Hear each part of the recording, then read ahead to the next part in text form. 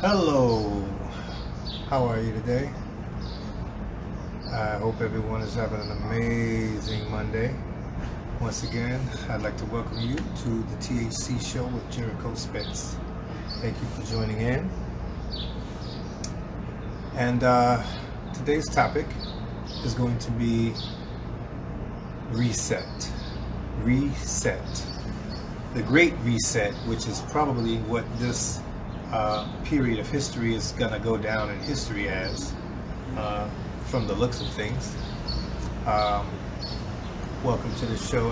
I'd like to get this kicked off with just a few details about some of the things going on in my life right now, with my own personal reset, and then we'll look through the comments and see what you guys are wanting to talk about with regard to your own personal resets, any specific thing with regard to this renewal, what you might want to be pursuing and actively working on while we have this time of renewal. This isn't just a local thing, this is a worldwide thing.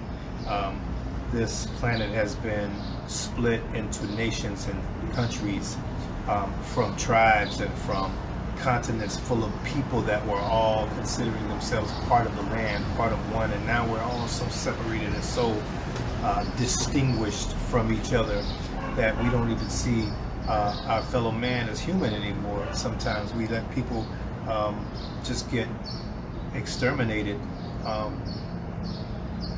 at the hands of the governments who represent us as a people, and we don't even we let the media teach us how to turn a blind eye to these kind of things. And I just feel like the world is not accepting of this kind of behavior no more. This is why we see, U.S. imperialism diminishing, very, very quickly, very, very quickly.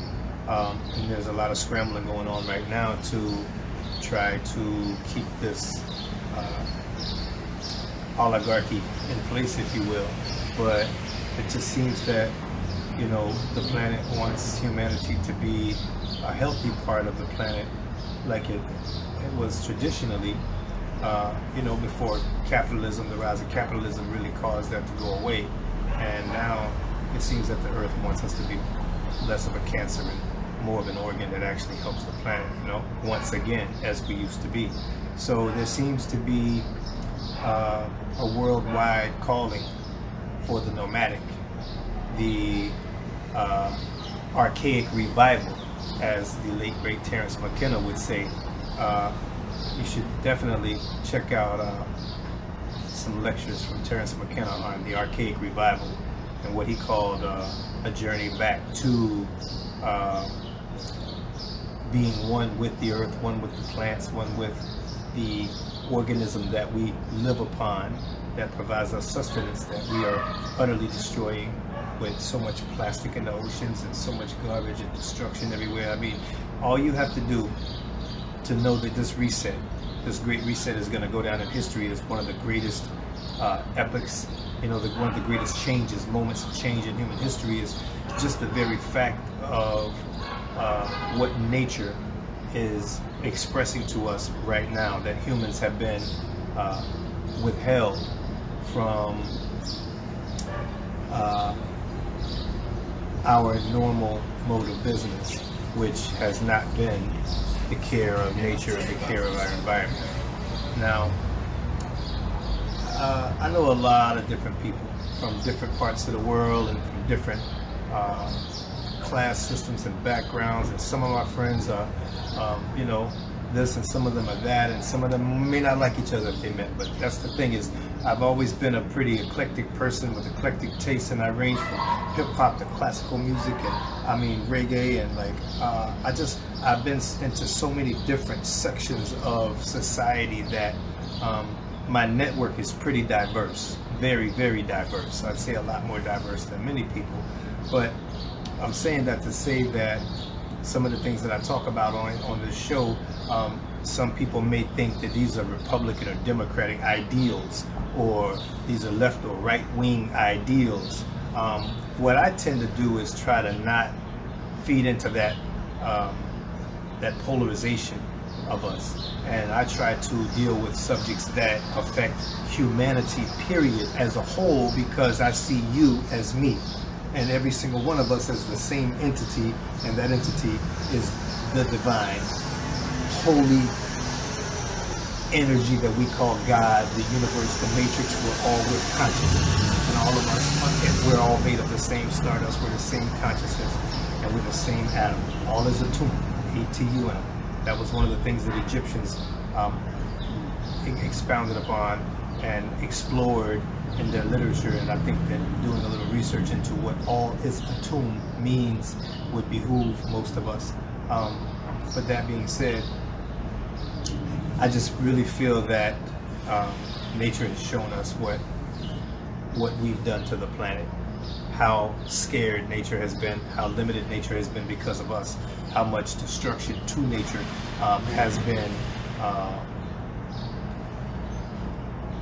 has taken place under our watch, if you will. A lot of times what we tend to think is that human beings are more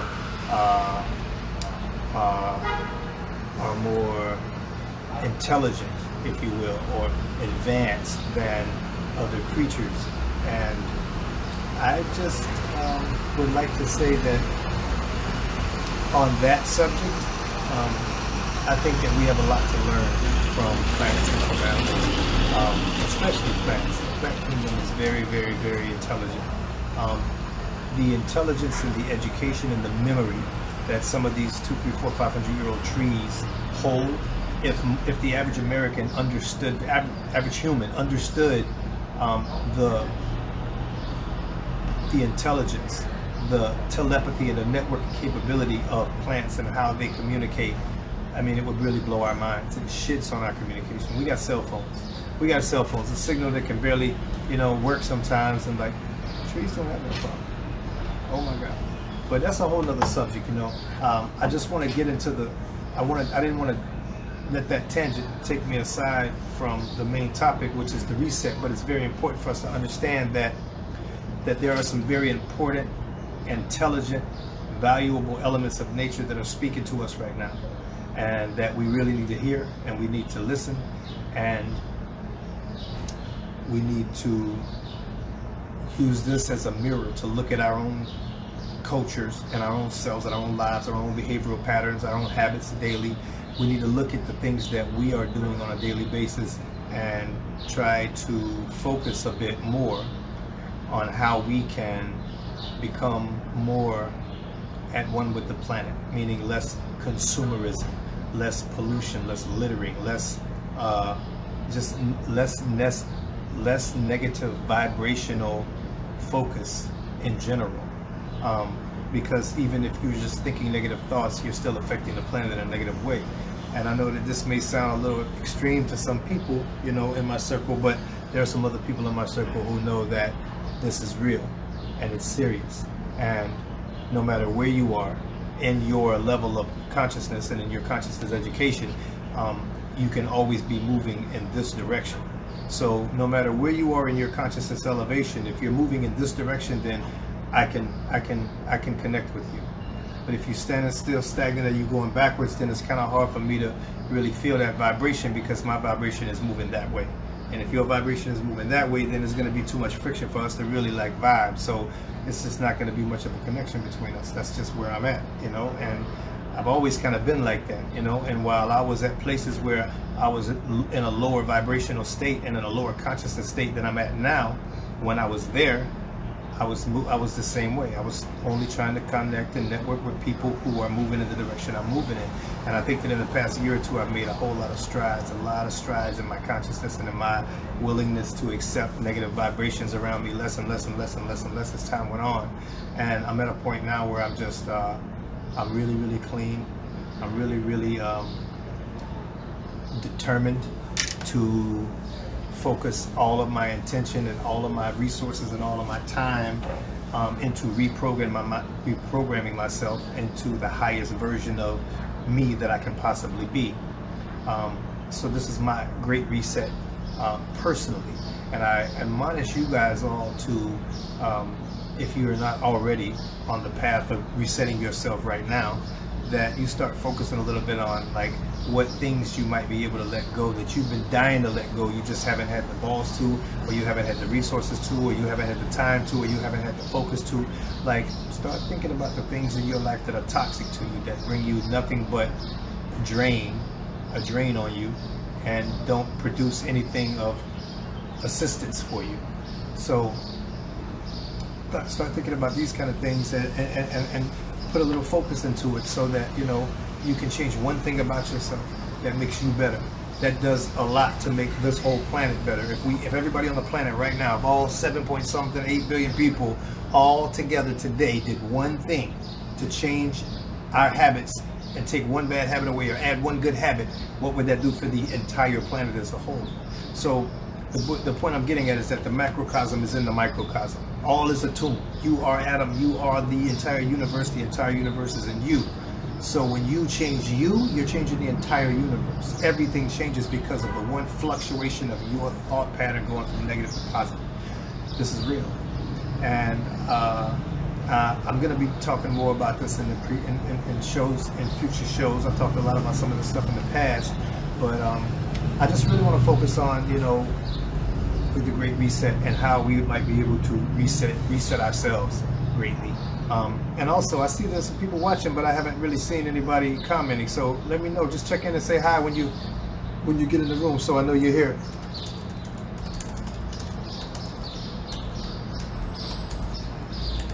Love you guys. So anyway, I'm just getting at the things about me that I've been letting go, picking up new things that are a lot more healthy and helpful for me and for the world and for my peers and my community. Most people who know me and don't know me personally, I know that there's a lot of people watching who ain't never seen me before, who really don't know anything about me. It might help to understand a little bit about my background in order to get some of what I'm talking about right now, Hey Tanya, nice to see your face. Thank you so much. I miss you so much. I hope you're doing great up there in Chicago. Tanya Martinez, one of my best friends in the world, yo. I love you, girl. It's good to hear you. I'm glad you're watching the show. Thank you. Well, one of the things I wanted to mention was that over the past year, it's been a process for the past 2 years, but it took me about 2 years to totally get alcohol out of my system. That was one of the things that needed to go from my life, so that I could reset into the new me that I was trying to become, and that I felt like too much consumption of alcohol was holding me back from. And while people who know me personally have never seen me get in fights drunk, or go to jail from being drunk, or catch a drunk driving ticket. I didn't drive drunk. I didn't do things drunk that were really a problem for myself or for anyone else. I just partied a lot. But I did, in my own, I did experience negativity from it by, waking up the next day after drinking hard and just not being at 100%, and it taking a whole day sometimes for me to just, run it out of my system so that I can feel normal again. I did a little bit too much of that for most of my adult life. I admit that it's not an issue with me, talking about my flaws. No one's perfect, but I would like to say that that's something, not drinking a beer every once in a while. I'm talking about using alcohol on a 3, 4, 5, 6 day a week basis, and for me it wasn't beer, it was liquor at nightclubs, bottles of liquor, getting, pretty intoxicated quite often. So that could have a strain on your life. I think that I was able to really, really handle my business despite having that as a habit for 20 years or so. But even though I could move forward while indulging in that, leaving it out of my game plan has allowed for more exponential growth and for more exponentially precise focus on the things that I want to focus on in my life, like spiritual growth, like things that I've been wanting to get into, changing my diet even more than I had already, went, pretty much full vegan, except I still eat honey. I mean, I'll never be a full vegan because I'm always going to eat honey. I don't see that as a problem. And but just cutting out all the meat products and all the animal products. I think that just learning about the ways that these things are offered to us and how tainted they are by industry and by pharmaceutical industry, and you know, it's become very apparent to me that altering my diet to become the most plant-based possible and the purest, most organic, untainted form of diet possible means that I'm giving my body what it was designed to operate at its optimal on, meaning not just my body but my brain. So not only does your body operate better off eating a vegan diet, or at least for my body. I can't speak for everyone else. If someone feels like they need meat, I'm not here to shame anyone. I don't feel like, you know, that's my place. But for me, and after reading this book called The Sexual Politics of Meat by Carol Adams, I think anyone reading that book would have a different say-so on what meat does, not only to the body, but to the psyche in a patriarchal society. In a patriarchal society, people who eat meat and qualify meat to equate to how we value women is, you know, we are taking part in a process that devalues our mothers and our daughters and our grandmothers and our granddaughters and our sisters and our aunts and our nieces. We have to learn about this and address these issues to move our human culture as a whole, to move human society into the next level of higher consciousness. Just imagine all of the studies that have come out proving beyond a shadow of a doubt that eating red meat, at least, if not chicken, poultry, and seafood, but at least that red meat knocks 10 years off your life. Harvard's biggest study about it said that, I mean, our biggest think tanks know beyond a shadow of a doubt that eating red meat is harmful to the human body. It's not meant for human consumption. And no matter how much people try to tell you that you needed to build muscle, it's frankly bullshit. And if you don't believe that, then why don't you get on Google and type in, did gladiators eat meat? Did Roman gladiators eat meat? And what you're going to find out is that almost all Roman gladiators were vegetarians. Most Roman gladiators, now the biggest warriors in the empire that came here to fight in front of the emperor, the biggest, strongest warriors were all vegetarians. They've just uncovered a new tomb, a big mass grave in the Colosseum, near the Colosseum, where all these gladiators, you know, bones, and they were all vegetarians. So what I'm trying to get at is that, you know, as part of the Great Reset, it's becoming apparent to everyone paying attention that since Tyson Chicken just closed their biggest plant in the country down, and others are following suit, and other meat manufacturing plants and companies are shutting their doors and basically guaranteeing a food shortage for meat eaters in this country. And not only that, all dairy farms, milk products are going to be gone, because this is just the place that it seems the earth is demanding we go to. And it's happening. And it's happening fast. And it's going to be only a couple more weeks before a lot of people are going to be wondering why prices for beef and prices for like fresh milk are so skyrocketed high. Well, for one, the Fed keeps printing money, the dollar's declining in value. We are not probably entering a recession. We've been in a recession. We are entering a depression, it seems, from the most reliable forecasting available in the financial industries. It's apparent that we are going to be going through a depression, and probably the likes of nothing that any of us alive have ever seen. So, that being said, I think that this Great Reset is going to be good for humanity. I think that while there probably will be a lot of people who are going to be suffering, and it's probably going to be some of the poorest among us that are going to be hit the hardest, especially they're saying, you know, Africa is going to get hit really hard. A lot of the places that don't have the infrastructure set up, their economies have just been shattered. And, you know, it sounds to me like it was a big power grab, but by the, you know, the 1% of the elites. But we'll see how this turns out. But I'm not here to talk about politics. I'm not here to talk about conspiracy theories. I'm here to talk about today about the Great Reset and about how to best be spending your time during this quarantine time. And I know a lot of cities are opening up. Today was the day that the governor of Florida's executive order opened up our sweet city, and the people are out like crazy today. So I'm really, really happy to hear that. But while we know that this has changed life in our country, at least, and probably the rest of the world forever, how are the changes that are being made in your world being handed to you? Are you having any control in the changes that are being made in your life? Are you having any control in the decisions that are being made about the changes that are going to affect your life? I think, and I would contend, that we have a lot more control over the decisions that are going to be really, really affecting us the most.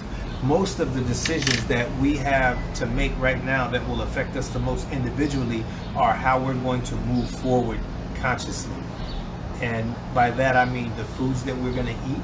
Are they going to be foods that keep us unhealthy and make our brains work less efficiently, so that we can't make the proper decisions even less, so that we make decisions even less efficiently because we're poisoning ourselves?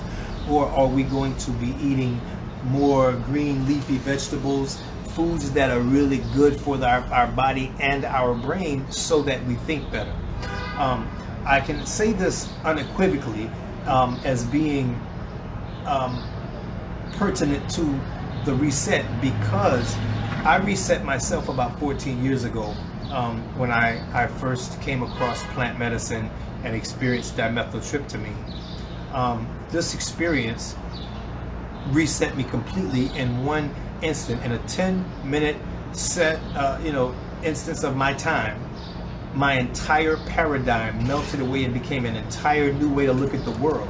I reset, was reborn into me, and the way that I see my life, the first 30 years of my life, I don't even consider I was living. I was running a program. I wasn't really making decisions that were based off what my spirit and soul wanted. I was living on a program of habits that were created by the music industry and entertainment and television and Hollywood and the streets and, everybody around me that was contributing to the negative culture, the negative American, capitalistic dog eat dog consumerist culture that we are all brought up and a part of, or most of us anyway. And so that really grabbed hold of me in my youth. I'll admit it. I mean, I wasn't the best person to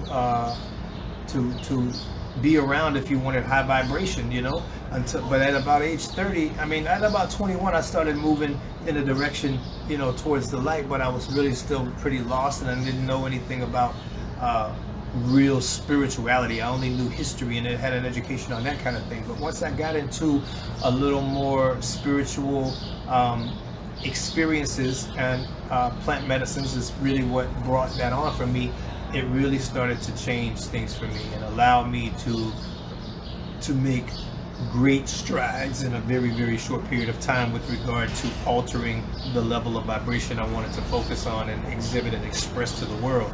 So that being said, that is one really, really good way to reset. And I see that my friend Tanya says, I feel you on this. Quarantine has a lot of people turning into alcoholics. This is true. This is true. And one of the things that I wanted to bring about a little extra expounding on was the addiction thing, and that being one of them. And not only did I stop drinking alcohol, and when I say stop drinking alcohol, I mean, for me, it's like this.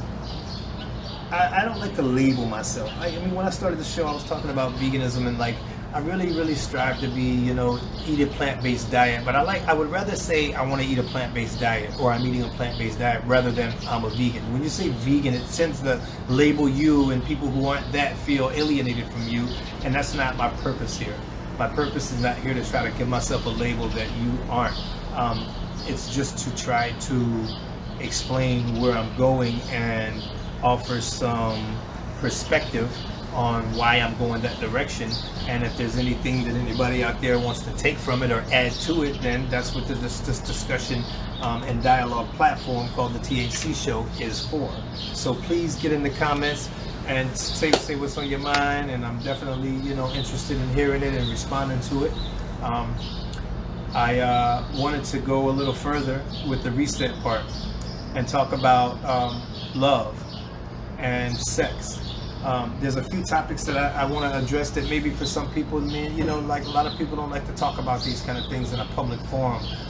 But I'm really like to the point, man, where I just don't even really, I don't have a filter anymore, because my heart is pure. I only want good for myself and my community, and everything that's going to come out of my mouth from here on out is going to be love. I'm trying my best to stay away from fear and fear-based propaganda and fear-based information outlets and things that'll make me feel limited in my thinking of what's possible for the future, which to me is a community of love-based humans who are here to help the planet and help each other and experience a beautiful, wonderful, healthy, high vibrational life on this planet. I know that's possible, and that's all I'm going to see in faith for my future here, and that's the timeline I'm going to jump into. Now, if you want to talk about jumping into the timeline that you would like to jump into, then you have to first of all figure that out. What do you want for yourself? Let's start with the Great Reset by getting a piece of paper out, writing down, what do I want? Because most people have never written goals down. This is not a stereotypical statement. This is a fact that most people have never written down goals. Especially not after school or elementary school, high school or whatever. Most people as adults don't read books, they don't write goals down, and they get lethargic and they don't eat that frog.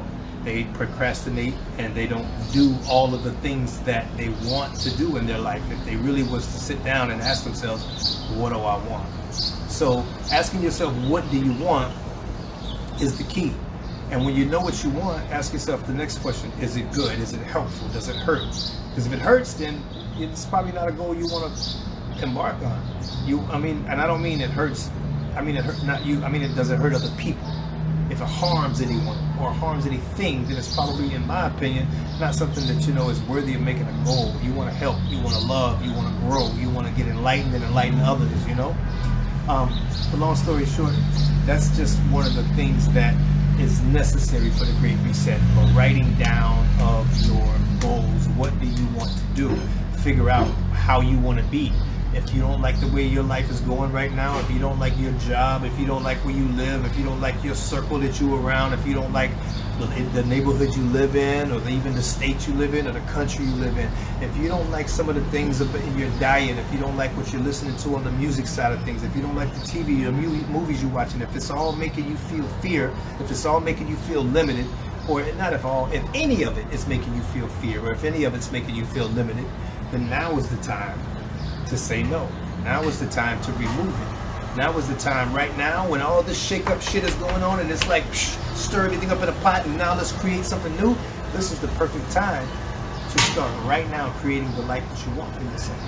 Because guess what? Everybody right now is so scared and unaware of what's going to happen in the future that anything you want to do right now is going to get less scrutiny than it would have gotten, and it's going to get less. You're going to weird less people out by anything, and no matter how outlandish or how outside of the mainstream it may seem right now. If you wanted to go off the grid, buy a house, go off the grid and dig a well and farm, you know what? People would have called you a hoarder, or people would have called you a prepper and called you crazy 5 years ago. Now what? Now everybody and their mother wishes that they had a house and a homestead off the grid, growing their own food with their own water and their own solar electricity. Now, all I'm saying is that there's, different levels of resources and what people are able to do to reset. And I'm not trying to sit here and hold anybody to any standard. Do what you can to reset your life right now and focus on light and move this direction. Start shedding the things that you feel are toxic to you, the people that you feel are toxic to you, the substances, the foods that you feel are toxic to you. If it's toxic to you, then how irrational is it for you to continue introducing it to your body, to your life, to your energy body, to your soul, to your spirit, to your family, to your children, to your home, to the air around you? Think about it, man. I'm going to read another comment by my friend Tanya down here. She says, there is a show on Gaia called Initiation by Matthias De Stefano, Journey to the Beginning of the Universe, that I think you would love. Ashley and I have been getting together and watching it and always talk about you being the first person who spoke these truths. Oh, thanks, Tanya. Yeah, we've been talking about a lot of this stuff for some years now, man, and I'm really glad that you and Ashley staying up on y'all education with everything consciousness related. And I really miss all the times we, spent like hours talking about consciousness related things and just growing and actually doing ceremonies and all the things we've done in Chicago. I really do miss that, man. But I do know that we all grew from knowing each other, and it's not over. We're not like, our friendship isn't over, but we're just distant, from each other right now geographically. And while we have this space, it's really good to connect every once in a while and throw each other the things that we're watching and the new information. I'm glad that we have those. I'm glad that we have this relationship, this friendship to do this with. I know a lot of people that are on the conscious path, and I can't say enough how much I appreciate all of you who have assisted me in growing myself, and and even by helping you. If I helped you, that helps me too. We all growing here. We all helping the species vibrate higher. So I just really thank people like Tanya Martinez and Ashley Croy for being real good friends of mine, and being a part of my journey and helping me grow. So she says she's been on my one quarantine buddy. We miss the heck out of you. That's dope. I miss you girls too, man. Tell Ashley I say hi. So anyway, I wanted to definitely get into kind of giving people a little advice on what to focus on and how to focus if you don't have the circumstances in life that you are attempting to have right now. And it's really only a matter of how you limit yourself from having that. So removing the limits, that's really what we're trying to do here. And if people don't know how to remove the limits and really want some direction on that, I advise you to go back to my last season of the THC show, which you can find them all at thethcshow.com. Or you can find them on my Patreon at patreon.com/Jericho Spitz. You can also go to YouTube and type in the THC show with Jericho Spitz. And you go through the different seasons and episodes on my channel, and you'll find one called Fear as the topic. And in that show, I give a whole dialogue on how to remove the limits. And I think that anybody that's looking to figure out how to do their reset, take a listen to that episode if you haven't heard it already. And you'll get some ideas on analyzing yourself and picking out the things that are in your environment or diet or in your frequency range that are affecting you in a toxic way, and how to remove them. And a lot of these things are just, not a lot of these things, all of these things, every single one of these things starts in your mind. Everything is mental. All is a tomb. All is mind. It all starts there. And so finding out how to go inside your mind and heal the wounds that are manifesting as those toxic things in the first place is the key. So I actually have a womb shaman, a womb priestess, who is also a cacao shaman that I'm going to feature on the show either next week or the week after. Her name is Michelle Roy. She's actually my beloved, and she's going to feature on the show and discuss wounds and womb healing, and it's some pretty powerful information that I recommend men as well as women both pay attention to, because there's some really, really deep work to be done on humanity as a whole, but on us as individuals, just going back and healing the wounds from our past previous lives, and also from our childhood and the things in our lives in this particular timeline that have affected us and still affect us and manifest as toxic behavior. So we're going to have her on the show pretty soon to feature and talk about some of these things with me, and I hope you guys tune in. She's got a lot of education and a lot of wisdom to expound on this topic with me so I hope you guys check that show out too. Let's see, for myself personally, one of the biggest things that I've done for my reset is I've analyzed myself, my music, my career in the music and entertainment industry. I shot a movie. I had recorded an entire album and shot, videos for every song on a 14 track album over the past 6 years or so.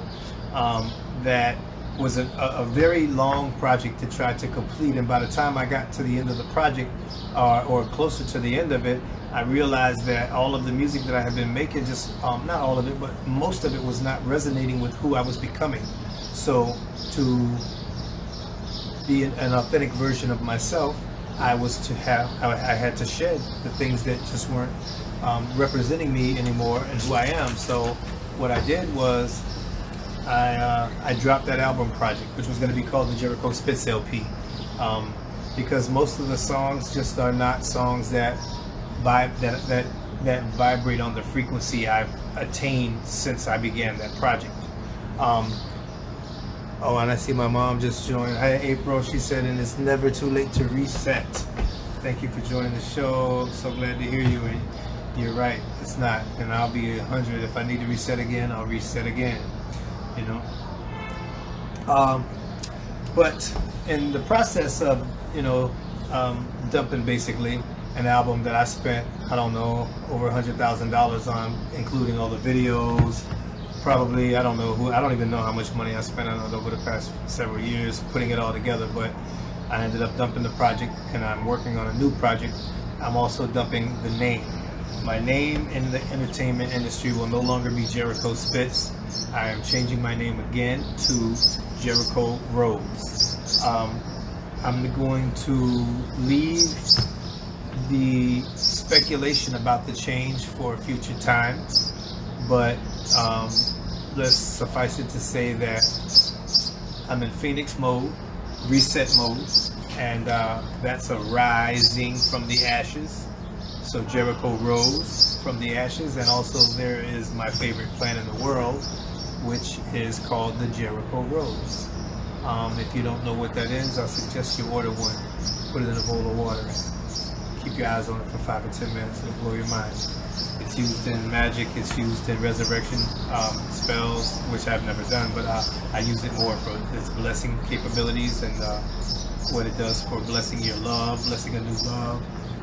She's got some blessings to give us, so I would recommend checking that out. Tanya Martinez says, love the new name, so much more suiting for you. Thank you so much. I'm really glad that you like it. I happen to agree with you 100%. I think that the name suits me very well. So, welcome everybody to the THC show. This is Monday, May 4th, 2020, and I'm your host, Jericho Rose. Let this be my official moment of name change. Thank you so much for coming to the show. I miss you guys. My mom says, I remember you had a Jericho Rose. Yes. Actually, me and my beloved Michelle watered one in a ceremony not long ago. It was beautiful. We actually just, that was about 3 weeks ago. We watered it, and then we let her drink all the water. She opened all up, and then she went back in. So we just have her in a storage spot right now, but we bring her out every once in a while and bring her back to life and let her bless our love, because part of this great reset was making some changes to my life that allowed for me to attract what I was looking for in a committed permanent relationship, that I could find monogamy and be completely happy there, and that's where I'm at right now. I'm at a place where I just could only dream of being at 10 years ago, when I was still in a place where I could write some of the songs that I recorded for the album I just hadn't dropped, or dump, not drop, as in put it out. But so that's where I'm at now, and I'm really, really happy, and I'm happy with where my life is going, and the company that I have along for the journey now is just amazing. I'm loved in so many ways, and I just appreciate everyone who's held space for me to become the better version of me, the best version of me that I could possibly be. All of my friends who love me, I know who I know love me. I appreciate all of you. I love you all so much, and I thank you for being a part of my journey, and just for all the back and forth and exchange of helping each other become better along the way. I really thank you all for that. So now, part of my reset is changing my name to Jericho Rose. deleting that entire album or whatever, maybe not deleting, but just setting it off to the side and not devoting another resource into it, as I'm writing an entire new album right now that I plan to release under the name Jericho Rose. So for those who saw me, you know, leave Chicago pretty abruptly, well, I told some people that I was going to be leaving for a year or so before that, but you know, it was a pretty much an abrupt exit to a lot of people who just, you know, wasn't ready for me to leave, you know, and didn't see it coming. That was necessary, you know. It was very, very necessary for me to just kind of step away and get into a new environment, a new place that would allow me to look at my life from a perspective I couldn't see it at while I was in the middle of all I was in Chicago. You know, I had a huge circle there. I had 1,000 people on my phone. It was like so many people, you know, coming at me on a regular basis that I didn't even have time to think about what I wanted to do, because it was just, I was so caught up in so many different movements and so many different frequencies and so many tangents and waves that I couldn't really focus. And you know, top that off with alcohol consumption and clubbing and partying and, you know, probably smoking a little bit too much weed back then. And I just I got to a place where I knew I had to change, and I knew I had to do something very, very drastic in order to be the catalyst for that change. And so moving to Orlando really did that for me. Moving to Florida really changed, you know, my environment enough for me to really get my head clear, be toxic free, substance free, super good diet. Now my brain's thinking like I've never thought so, you know, clearly in my life, and I could really vibrate where I wanted to vibrate and attract the love that I've been, you know, waiting, dying to attract to my life. And so I'm just really glad that I'm there now. And I want to be, for anybody that is not where they want to be right now, that is wanting to learn more about the details of my reset and what steps I took on the journey to release some of the things that are so difficult to release. I'll always be here as a guide and as a friend to anyone that wants to learn what I did in order to release some of the things that were toxic to me, that allowed me to make my life the best version of it that it's ever been, and the highest vibrational state I've ever been in, and also to attract someone to me that is my twin flame DNA soulmate that is so perfect for me. I just wonder every day like how we didn't meet sooner. It's so crazy, but sometimes you got to go all the way across country, you know, to meet that twin, to meet that perfect person for you, you know. So I'm just here to make people aware who might not know how easy and how possible it is to have the perfect life, that no matter where you are, anyone can have the perfect life. Anyone can create the perfect life for themselves.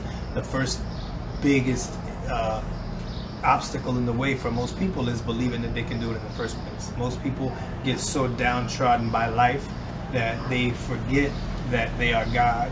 They forget that they have manifestation power. They forget that they can just say something like, I am blank that I am, and the power in that word and that phrase start making the universe turn its gears to bring you what you state that you are. Your voice is powerful. Your mind is powerful. Learning how to use it correctly to manifest the life you want is the key. And while many of you, friends of mine, family, community, people that are listening that may or may not know me, some of you may realize that the power in the law of attraction, the power in your voice, the power in the spoken word, the power in spelling, which is why I said write down your goals. Just power in spelling. That's why they call it casting a spell. You can't do that without spelling something. It's spell. I mean, getting into etymology and understanding language and the box that it puts on us and the limits that it creates for us is really paramount to freeing your mind and freeing yourself and freeing yourself from the shackles that block your manifestation power and the shackles that sabotage what you say you want. You might sit here and scream out of your mouth all day, I want this, I want this, I want this, but if your actions and feelings don't support that, it'll never manifest. And those actions and feelings, most of us, 95% of our actions and feelings on a daily basis and our words are on autopilot. And that means we're running a program. That means we're running software that you get to change. Change that software, change what your program is running 95% of the time, and you'll change your life. You'll change your frequency and your vibration, and that vibration and frequency will attract the you that you've become. So this is what I'm on now. This is what I'm going to be doing on a daily basis. I'm going to be doing as many shows as I can every Monday, talking about the things that I'm doing and that I've accomplished, and what ways I can use my growth and my journey and the journey of my beloved and those around me who are growing, what ways I can use our ideas and our perspectives to help the world and help you guys broaden your perspectives and horizons on some of these topics. And I love when you guys join into the comments and tell me what's on your mind and join in the conversation. I really appreciate that. Tanya said, ooh, we can't wait to hear the new you. Yeah, you should hear some of the songs right now. I got some dopeness coming, man. Different styles, you know, I'm gonna still play around, a little hip hop here, a little reggae here, maybe even throw a little of that knocko kind of sound and folk music kind of stuff in here. I don't know, man, I'm just playing with some new sounds right now. One of my boys, Profound, he's a rapper from Chicago. He lives down here in Orlando now, been down here for a few years now, so you know, I do got a little bit of that Chicago love in the area, you know, and I will be recording some new stuff for you guys, and who knows, man, I'll probably be doing a show up in Chicago by the end of the year, maybe just to come up and show some love, because I do miss you guys, and I do miss my city, but I do hope y'all understand that I had to get away from it in order to, like, really shake off the parts of it that were infecting me with toxic, you know, substance. I just can't, I can't not strive for better, you know. So that being said, let's see, what else did I want to talk to you guys about with regard to the Great Reset? Well, one, like I said, was diet. You know, it's really, really important, I think, for people to strive to start eating a better diet, because the better diet that you eat, the better your body's going to work, the better your brain's going to work, and the better your brain's going to work, the better you're going to think. The better you think, the better you're going to be able to reprogram yourself with focus, with clarity, with intent, intention. And that is very, very paramount. You know, you don't go to any spiritual retreat type place. You don't go, monks don't go to, like, you know, Buddhist temples, and you don't go to, like, ashrams, and you don't go to different spiritual places where you do spiritual work on yourself without having to change your diet. That's one of the first things they tell you when you walk in the door is, well, you know, we're only eating this here. Ain't gonna be no garbage, ain't no candy, ain't no sugar, ain't no soda pop, ain't no all the garbage that, you know, we consume on a daily basis. Like, that doesn't work for higher consciousness. That's a distraction to keep you from it. So while, you know, a lot of people who are foodies, you know, like a lot of us have been, I've been in the past too, you know, a lot of us are foodies, don't want to hear that. We don't want to hear someone tell us that we can't eat our favorite foods anymore and gain higher consciousness. I mean, I'm not trying to sit here and tell anyone what they can and can't do. What I'm going to tell you is my story and what worked for me. And I can tell you that the moment I stopped eating negative food and only started eating healthy, organic, plant-based diet, my life changed. My life changed for the better, and drastically. For one, just learning how to fast in general and not overeat. Like 13, 14 years ago, when I first came across dimethyltryptamine, I learned immediately that you have to fast in order to use this properly. And I was someone at 30 years old, I had never fasted in my life. I had never gone more than probably 4 or 5 hours without eating and without being uncomfortable, because I was so used to keeping my stomach full. And I always had plenty of money to do it with, so I always ate. And I smoked a lot of weed in most of my 20s and 30s, so I really ate a lot of food. And I stayed slim because I played so much basketball, but I ate a lot of food. I would eat sometimes 4 or 5 meals a day because I would smoke weed from sun up to sundown, and I would play a lot of basketball, run around with my kids and stuff like that. So I moved a lot, so I worked it off, but I would eat a lot of food. And so I was really at a place where I would get hunger pangs if I didn't eat as often as I used to. So when I first came across dimethyltryptamine and found out that I had to fast in order to use it properly, learning to fast was really, really a struggle for me. But the enlightenment that I knew I could attain if I did overcome my appetite, I knew that that was worth it. I knew that it would be worth it. I knew that it would benefit my life in ways that would just, you know, make it worth it. So I found the fortitude and the determination to attack it attack that problem, and I did. And one of the things that I had to do in order to learn how to fast was I had to cut back on weed, because weed makes you hungry.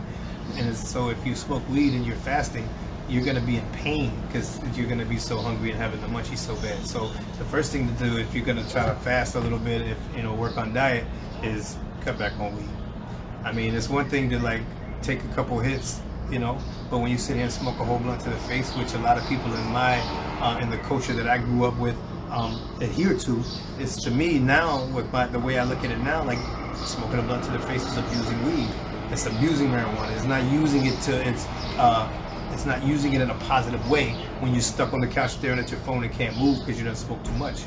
If I was to smoke a blunt right now, I would take 2 hits and put it out, because that's all I need in order to be in an air of using Mary Jane in a positive manner, with like how she was meant to be used. She was meant to be used to aid in creativity, to take away pain, take away anxiety, to take away nausea. There's ways to use this in a beneficial way, and smoking 30 hits of weed is not a good way to use marijuana, in my opinion. Now, you can do what you do. I'm not trying to judge anybody. I mean, I've smoked so much weed in the past, and I'm not here to judge anybody for where they're at. That's just where I'm at now, and I really, really am grateful that I was able to get to that place, because it's allowed me to think more clearly than I ever have in my entire life. And it's allowed me to really focus on the things in my life that I want to grow. And that's nothing toxic. And it's only things that are love-based, and things that are helpful to humanity, helpful to my community, helpful to my family, and helpful to myself. So that being said, I'm going to probably, well, hold up. April Clark says, yeah, you can't meditate in a McDonald's. Yeah, I think that whatever magic McDonald's is using in their smells, and by that I mean alchemy or chemicals, they have, mastered creating a scent that will make someone have to have food. So I definitely agree with that statement right there. That's pretty funny. I haven't set foot in a McDonald's in a very long time. I would never, ever, unequivocally, I would never eat McDonald's. I would literally fast for 5 days straight if McDonald's is the only thing that I can eat. I don't, that's poisonous, toxic, and I don't believe that there's anything in that restaurant that qualifies as food. So there's that. My daughter's 17 years old. She just turned 17 years old last month, and her entire life I've never taken her to a McDonald's. Not once. And I mean, I've had her. She's lived in my house quite a bit, and I never, ever taken her to a fast food restaurant. There's a better way, and I'm glad that I've been blessed enough to have found the determination and fortitude to veer away from being raised on the American diet, and being able to step away from that toxic intake of consumerism. That being said, Tanya says, when you're fasting, what are some of the tools you use to endure? Okay. Well, one of the things I would recommend the most is, aside from staying back from weed, or at least much weed, which will make you hungry, is to sit down, calm down, lay down, rest. It's really about resting. It doesn't mean necessarily sleeping, but it's kind of difficult to go around a full day of your normal day using the muscles in your body which require energy. It's kind of difficult to go through a period of fasting without resting, because you're using your body and using your muscles. You're gonna want to eat. Your body's gonna need food. Now, if you have a couple extra pounds, you're not gonna die. Your body's gonna start turning fat into energy, and when it starts that process, ketosis, begins, and you start producing ketones. That's why fasting, or if your digestive system doesn't have anything in it for approximately 12 hours, your body starts to produce ketones. your body starts to turn fat into energy. And at that point, when you're producing ketones are like magic. They make you younger. They heal things in your body. This is why fasting is so important to add to your health regimen. She said, what are you thinking of when you fast? What are some of the things you're trying to manifest? Well, it's not that I'm using fasting to manifest. I use the law of attraction and feeling appreciation to manifest. And then I back that with everything I can in my life, action and thought wise. However, and for the question of what are some of the things you're trying to what are you thinking about when you fast? I'm focusing on toxins leaving my body. If I fast, I'm drinking a lot of water. That's the only thing, water or tea, if I fast. There's different things that can help cleanse the body while you're fasting.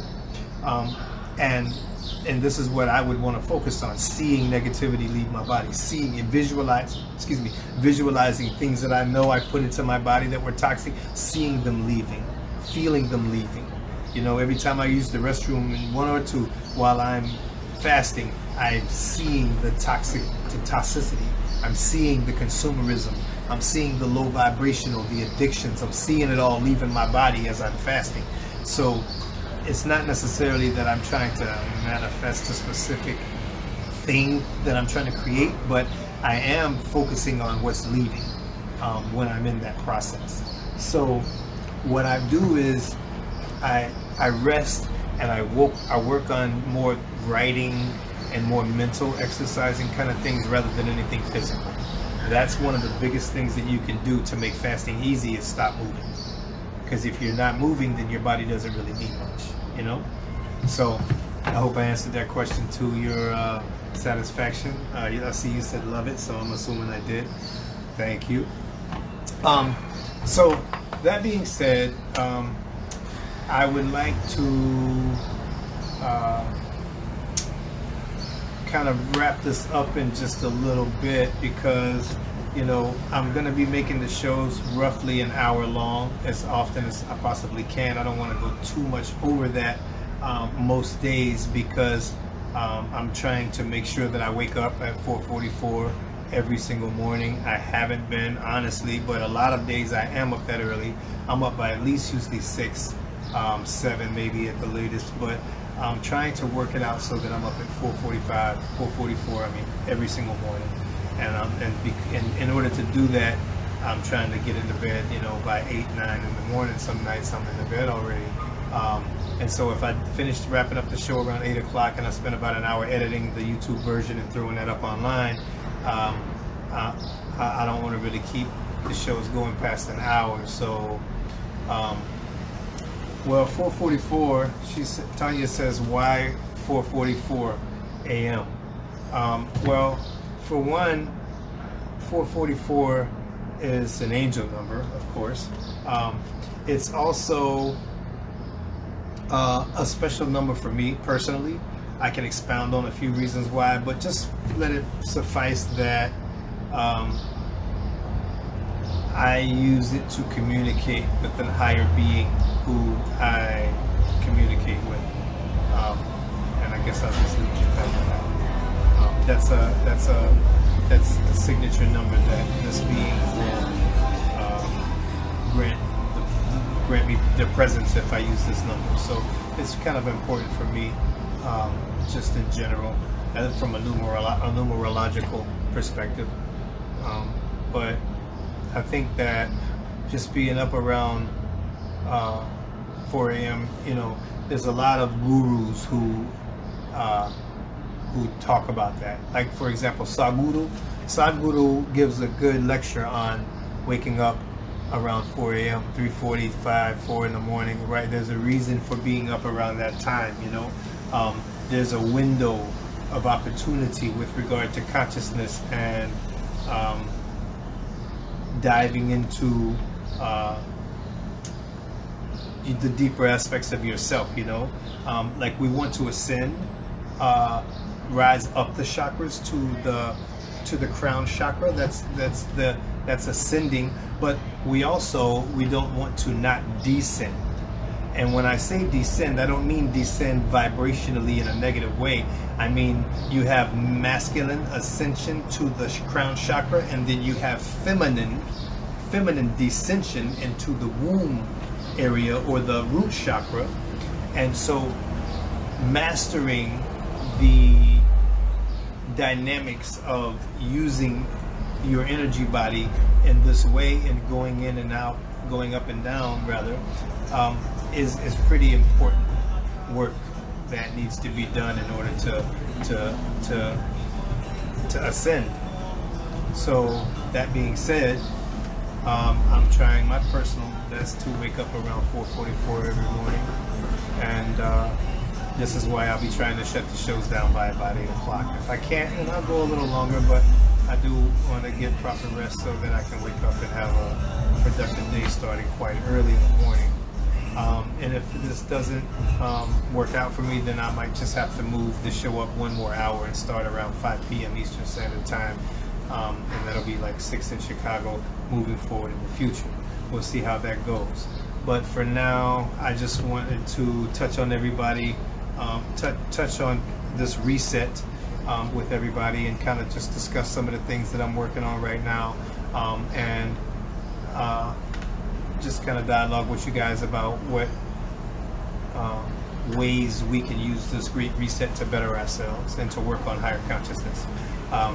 One thing I do want to kind of apologize for is the abundant political messages, and not necessarily like right or left politics, but just things that were not necessarily involving consciousness. I've been posting a lot of things about COVID and about 5G and about the correlation and things like that. I don't really want to use this video to talk about those things, but I just want to say that I do feel like some of the things involved in that subject are limiting to higher consciousness, which is why I post them in the first place. But if I've been overdoing it a little bit, I apologize for that, but it's just really I'm coming across a lot of information that I just want to share, and I hope you guys are benefiting from it in some way.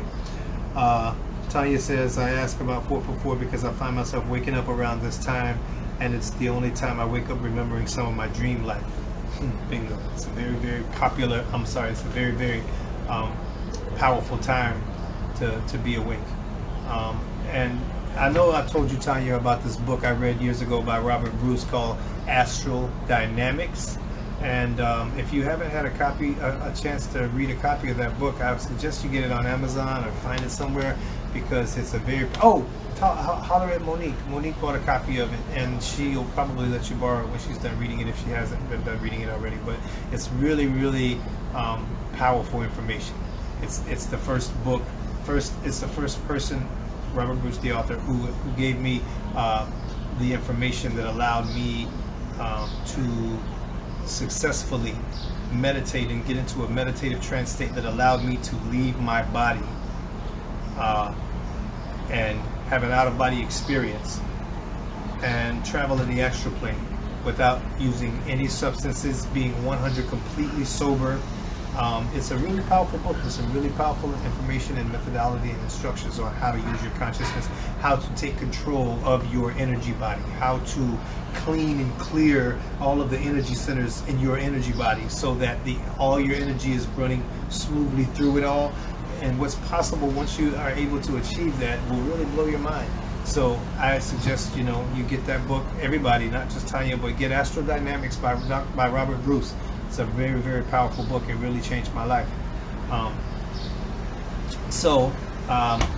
That being said, I think that I'm going to stop saying that being said and get to this last comment before I wrap up the show. April Clark says, miss you, son. Glad you're okay and happy. Keep growing. Thank you, Mom. I love you. I love you so much. I appreciate all the direction you've given me in my life, all the books you've given me and sent me to help me grow. Like, hell, my mom sent me The Sexual Politics of Me by Carol Adams. My mom also sent me another book that I mentioned in my Instagram feed last week called Women Who Run with Wolves. Oh my God, these are like powerful books. that are not just for women. These books are for men to read. If you want to help be a part of the patriarchy coming down, and that doesn't mean the matriarchy coming up. That means there being a balance between the two, so that neither has to rule the other, so that we work together as a species for the better of all humanity, male, female, black, white. You know, this is what I'm aiming for. This is what I'm giving my time, resources, energy, creativity, and talent to. So if you want to be a part of this process with me, please join in the movement, man. That's what THC show is all about. Talk about these ideas out here. Tanya said, love you. Thank you for your presence. Thank you so much. I appreciate you guys joining the show. Thank you for being a part of the dialogue and being a part of this conversation. I love you guys. I hope everybody is resetting and using this time to become the best version of themselves that you could possibly be. The first time in my life I heard that term, be the best version of yourself you could possibly be, was in a book called Conversations with God by Neale Donald Walsch. That's N-E-A-L-E, Donald Walsch. This man really has a powerful little trilogy of books called Conversations with God, Volumes 1, Volume 2, and Volume 3. These 3 books I read when I was 21 years old changed my entire life. First time it really gave me an idea that I could be a better version of me. Whoa, I could be better, you know? It's a really powerful read. So I'd also suggest checking into that if you're looking for more information or more direction on becoming a better version of yourself. Yeah, my mom, Tanya said my favorite ever. So I'm assuming you meant that book. Yeah, changed my whole life. Yeah, changed mine too. My mom said, you're welcome, always made you kids read. Knowledge is power. Thank you. Yes, you did, and I appreciate you. God, I love you so much.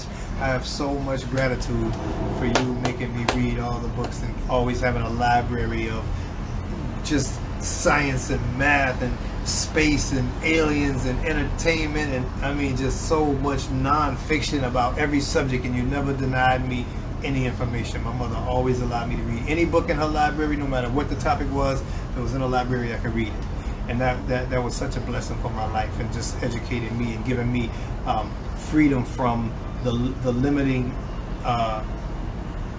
programming that you'll get from the school system. If you don't have a balanced extra other version of the story, you know, if you can't see both sides of the story, then you only get what they're pounding into you, this official version of the story, which, as we are seeing, is 99% false. Everything that's coming out in the media about all the new discoveries from all these ancient places that are going back 100,000 years and proving that we had technology beyond what we have today 100,000 years ago shatters everything that they taught us in school.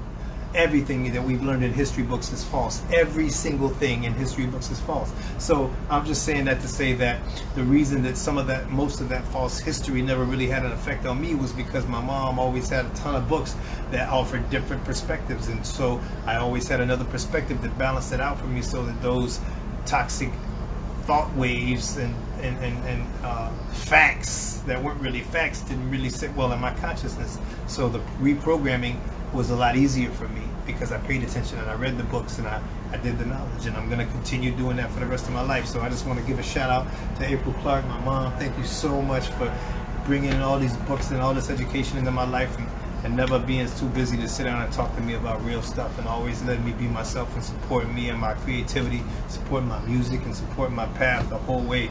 I will always love and appreciate you for that. So thanks again.